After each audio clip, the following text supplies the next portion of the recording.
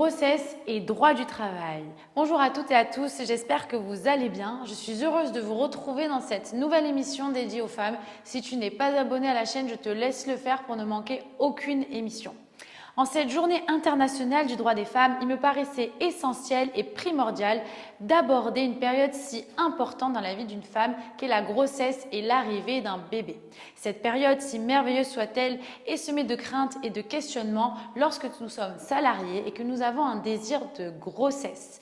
Vous l'aurez compris, aujourd'hui nous allons aborder toutes les questions que l'on se pose en tant que salarié lorsque nous avons un désir de grossesse, un projet de bébé.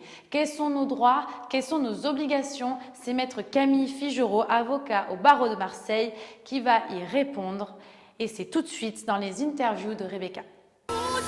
Nous les femmes, nous avons une vie à 1000 à l'heure et nous nous retrouvons facilement dépassées. Je m'appelle Rebecca Attias, je détiens le diplôme de docteur en pharmacie et j'ai créé cette chaîne pour vous aider dans votre quotidien de femme et de maman. Comment ça se passe? Je vous propose une interview toutes les semaines avec un spécialiste pour aborder tous les thèmes relatifs à la femme, la maternité et le postpartum.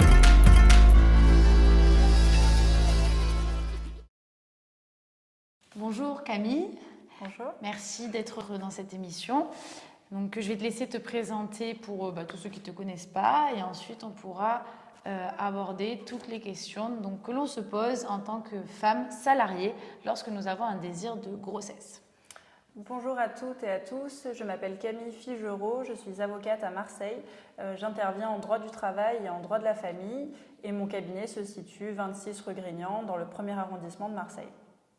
Donc, cette interview va être scindée en 3 parties. La première, la grossesse au travail. La seconde, la suspension du contrat de travail pour congé maternité. Et on finira par le retour en entreprise. Donc pour cette première partie, suis-je tenue à un délai pour annoncer ma grossesse? Alors non, le Code du travail ne prévoit pas de délai qui serait imposé à la salariée pour annoncer sa grossesse à son employeur. Donc théoriquement, la salariée pourrait presque ne jamais le dire jusqu'au moment de partir en congé maternité, mais bon, c'est une utopie puisque ça va finir par se voir déjà.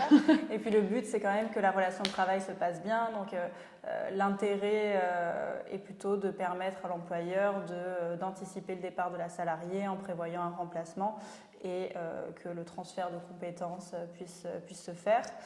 Néanmoins, c'est vrai qu'il n'y a pas de délai imposé à la salariée pour annoncer sa grossesse. Donc on peut largement comprendre qu'une salariée attende bien évidemment la fin du premier trimestre et même encore quelques mois pour annoncer sa grossesse.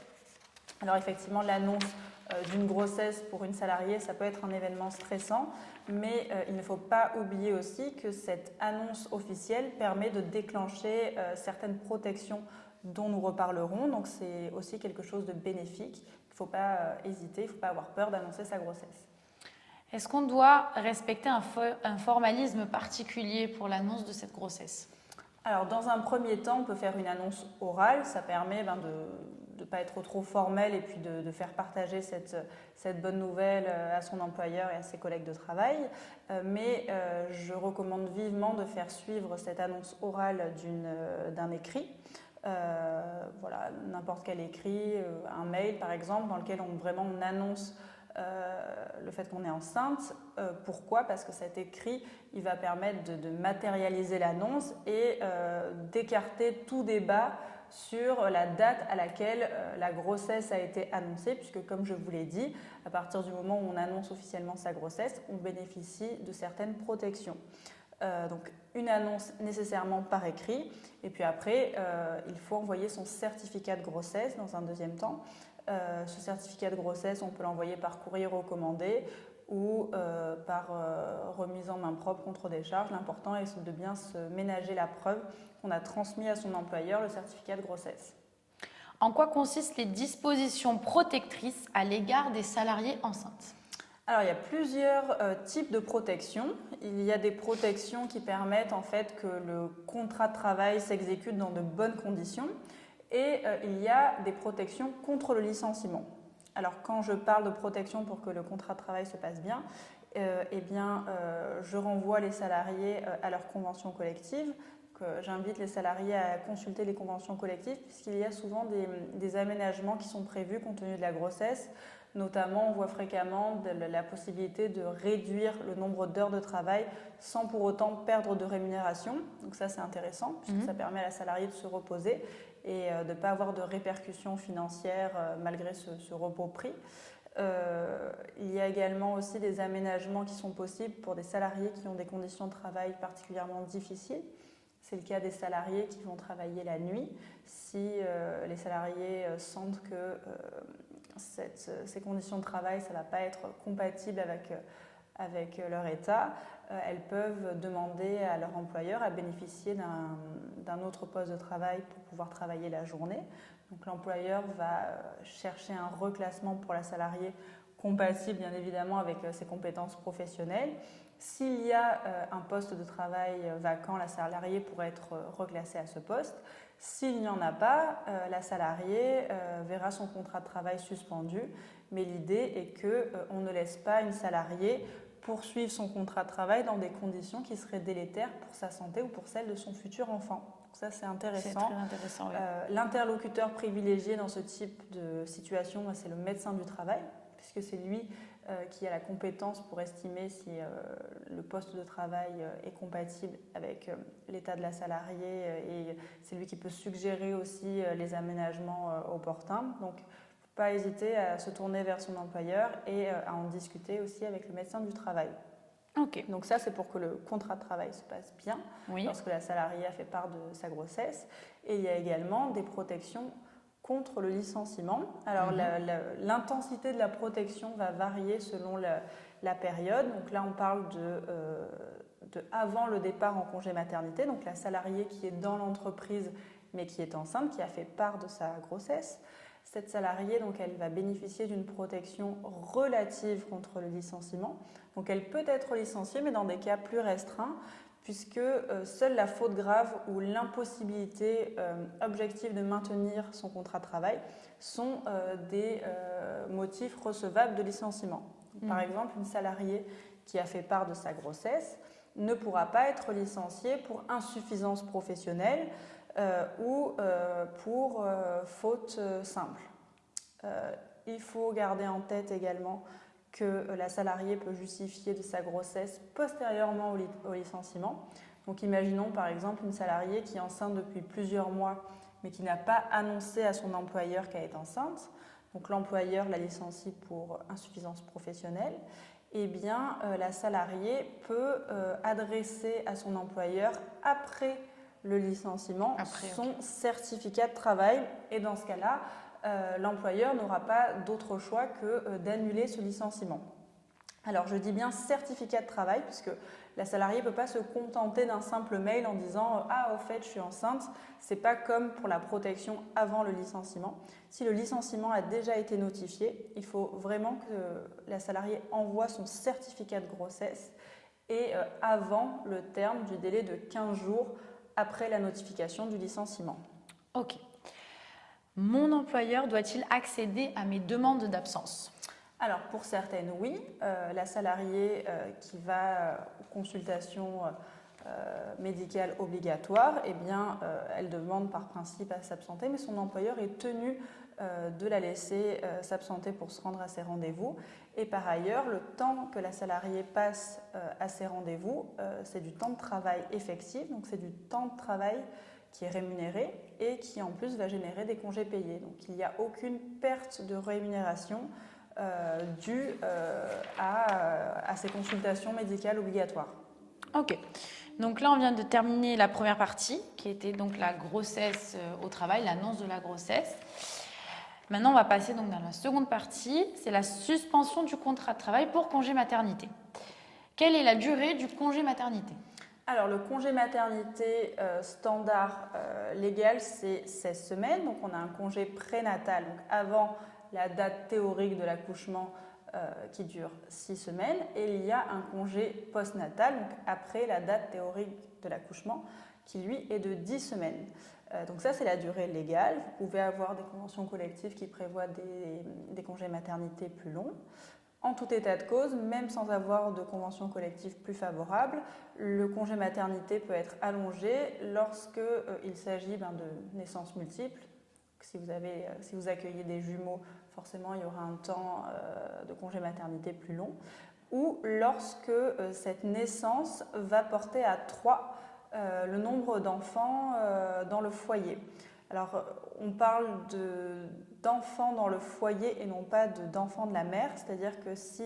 c'est important de le préciser. Oui, c'est la définition en fait de la caisse d'allocation familiale, donc c'est-à-dire que si une salariée vit avec 2 enfants qui sont issus d'une précédente union de son compagnon, mais qu'elle s'en occupe, qu'elle a vraiment la charge de ses enfants, eh bien, le fait qu'elle accouche de son premier enfant en termes de biologie, eh bien, elle bénéficiera quand même de ce congé allongé, ce qui se comprend, puisqu'en fait, c'est un congé qui permet le repos à la salariée, un repos plus important. Et effectivement, lorsqu'à la maison, on a déjà 2 enfants, même si ce ne sont pas biologiquement ses enfants, ça engendre quand même une fatigue supplémentaire. Et c'est pour ça que la salariée bénéficie d'un congé plus important. Ok. Merci. Comment suis-je rémunérée pendant mon congé maternité? Alors, pendant le congé maternité, on perçoit des indemnités journalières de la sécurité sociale qui sont un peu plus élevées qu'en cas d'arrêt de travail. Et la loi ne prévoit pas en fait l'obligation pour l'employeur de maintenir la rémunération, c'est-à-dire de verser un complément qui permet de porter le montant des indemnités journalières de sécurité sociale au montant de la rémunération normale de la salariée. Okay. Mais en pratique, la plupart des conventions collectives le prévoient. Donc généralement, le congé maternité est sans incidence financière, en tout cas sur la salariée. Ok. Suis-je protégée contre le licenciement pendant cette période? Alors oui, et en plus, pendant cette période, c'est une protection absolue. C'est-à-dire qu'en aucun cas, la salariée peut être licenciée pendant son congé maternité et également pendant l'arrêt de travail qui précède le congé maternité ou après le congé maternité, mais dans la mesure où il s'agit d'un congé pathologique, c'est-à-dire vraiment un arrêt de travail avant la date de départ en congé maternité ou après le terme du congé maternité. Si c'est vraiment un congé pathologique, c'est-à-dire qui est lié en fait à la grossesse de la salariée. En général, c'est lorsque, par exemple, on a un accouchement qui est difficile, le médecin peut prescrire un congé pathologique pour que la salariée puisse se remettre. Ou lorsqu'on a une grossesse qui se passe très mal, on peut avoir un congé pathologique avant le congé maternité prénatal. Donc dans ces cas-là, ces arrêts qui sont des arrêts pathologiques, enfin des arrêts de travail pour grossesse pathologique, eh bien, ils bénéficient ils génèrent la même protection pour la salariée, c'est-à-dire qu'elle ne peut absolument pas être licenciée à ce moment-là. Et c'est également le cas pour les congés payés qui sont accolés au congé maternité, enfin au terme du congé maternité ou au terme du congé pour grossesse pathologique postérieur au congé maternité. Ok, merci. Du coup, on a terminé cette seconde partie et on va aborder le retour en entreprise qui est la dernière partie de cette interview. Donc, on sait que cette période est très compliquée en général puisque ça fait plusieurs mois du coup qu'on a quitté l'entreprise, on doit la réintégrer et donc on a pas mal de doutes et de peur. Donc, comment cette réinsertion se passe le mieux possible et comment la salariée est protégée?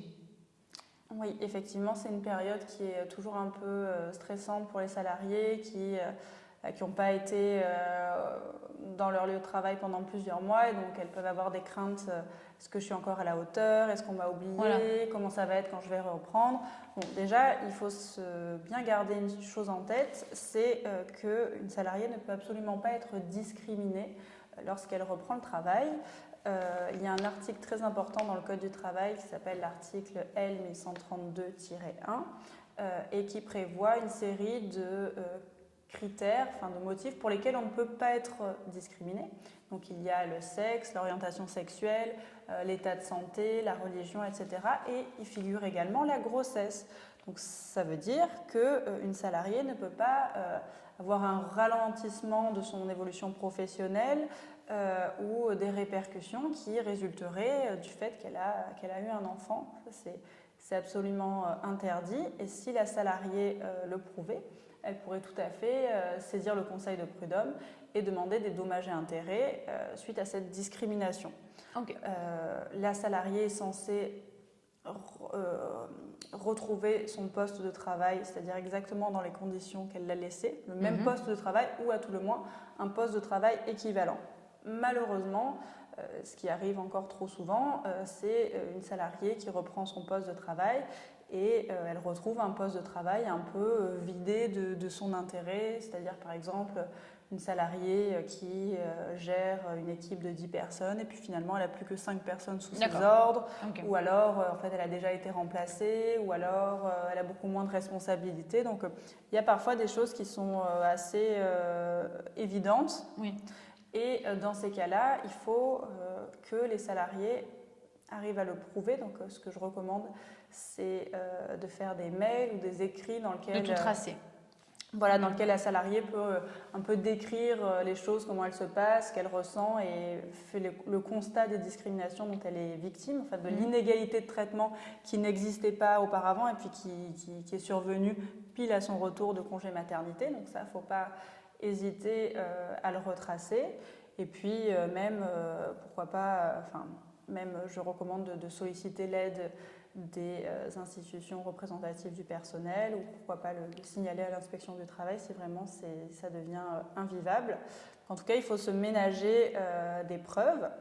Et il ne faut pas oublier aussi que lorsqu'on reprend le travail, il y a encore une période de protection contre le licenciement.